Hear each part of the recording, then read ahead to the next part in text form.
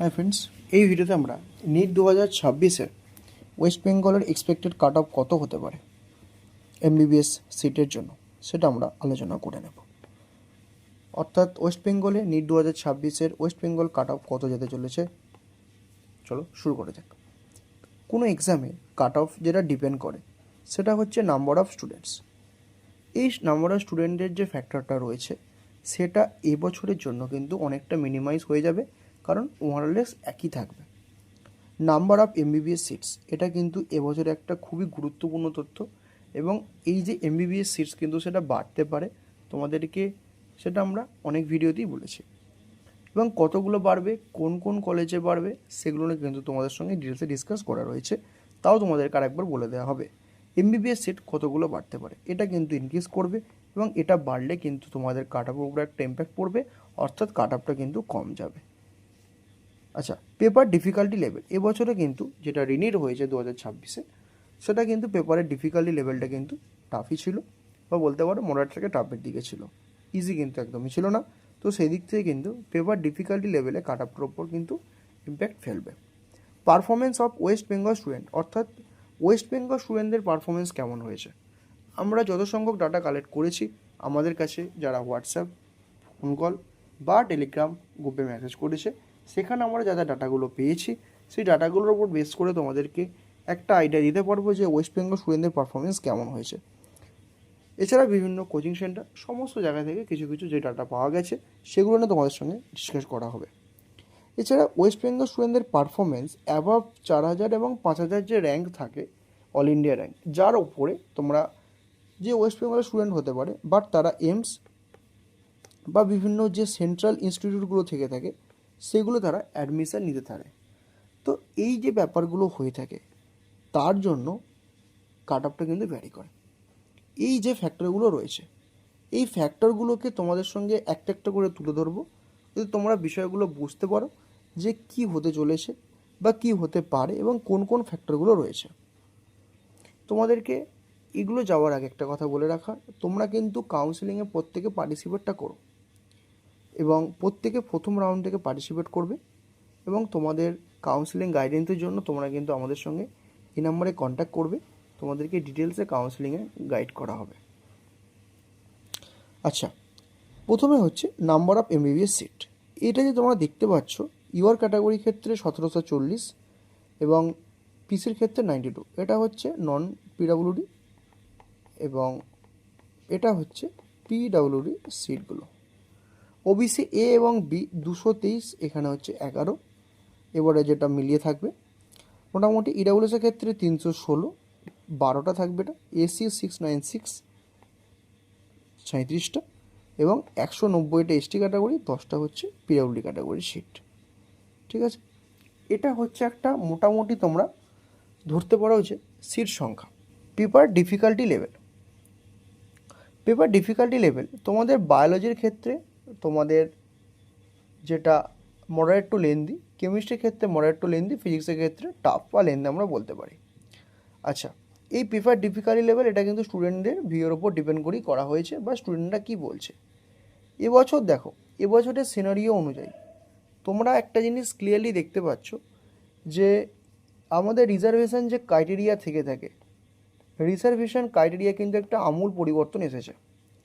এখানে UR category এবারে seat increase করবে, এবং ওবিসি এ এবং বি এটা মার্জ হবে। টোটাল রিজার্ভেশনটা 7%-এ যাবে, এবং এক্সট্রা 10%টা কিন্তু আবার রিজার্ভেশন ক্রাইটেরিয়াতে রিভাইজডভাবে ভাগ হবে। ইডাব্লিউএস ক্যাটাগরি যেমন আছে থাকবে, এসসি এবং এসটি। এবং ইডাব্লিউএস ক্যাটাগরির উপর চাপ বাড়বে কি না সেটা ডিপেন্ড করবে যে ক্যাটাগরি চেঞ্জের অপশান দিচ্ছে কি না, সেটা একটা গুরুত্বপূর্ণ প্রশ্ন। সেটা তোমরা আমাকে অনেকে জিজ্ঞাসা করেছো, সেগুলো তোমাদেরকে ডিটেলসে ডিসকাস করানো হবে। ঠিক আছে, তো এবারে কিন্তু সিনারিও কিছুটা আলাদা হতে চলেছে তোমাদের সিটের রেসপেক্টে। ওয়েস্ট বেঙ্গল স্টুডেন্টদের পারফরমেন্স, তোমাদেরকে তার আগে বিগত বছরগুলোতে কাট আপটা একটু দেখিয়েছি। এটা হচ্ছে আগের বছরগুলোর একটা কাট আপ। 2025-এ তোমাদের কাট আপ ছিল 504 ফর ইউর ক্যাটাগরি, 500 ছিল ওবিসি এ ক্যাটাগরি, 501 ছিল ওবিসি বি ক্যাটাগরি, ইডাব্লিউএস ছিল 452, এসসি ক্যাটাগরি 418, এসটি ক্যাটাগরি 242। এটা হচ্ছে কাট অফ। এবার দেখো, তোমাদেরকে আমাদের ওয়েস্ট বেঙ্গলের একটা স্টুডেন্ট সে যখনই অ্যাভাব 4-5 ওপরে র্যাঙ্ক করে ফেলছে, তার টার্গেট থাকে যে বড় বড় যে সেন্ট্রাল ইনস্টিটিউট বা এমসে চলে যাওয়া। দিল্লির যে তোমার এমএএমসি রয়েছে বা বলতে পারো ভিএমএমসি রয়েছে, এই কলেজগুলোতে তারা টার্গেট করে বেরিয়ে যায়।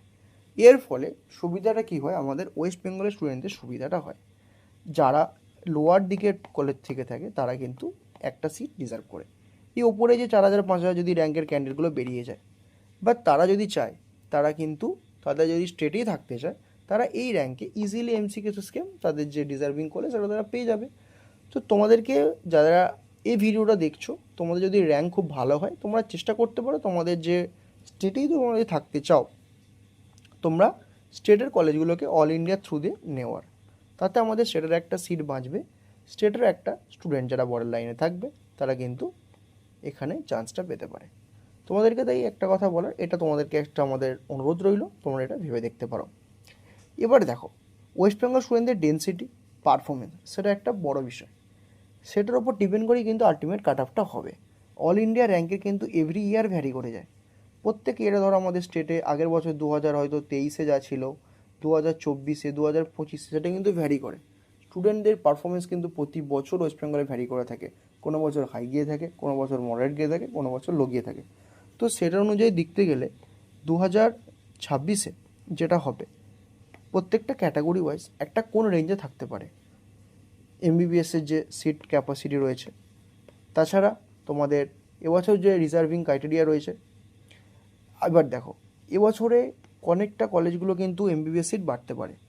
যে সমস্ত কলেজগুলোর এমবিবিএস সিট ক্যাপাসিটি 200, তারা কিন্তু 50টা করে সিট বাড়িয়ে 250টা সিট ক্যাপাসিটির কলেজ তারা করতে পারে।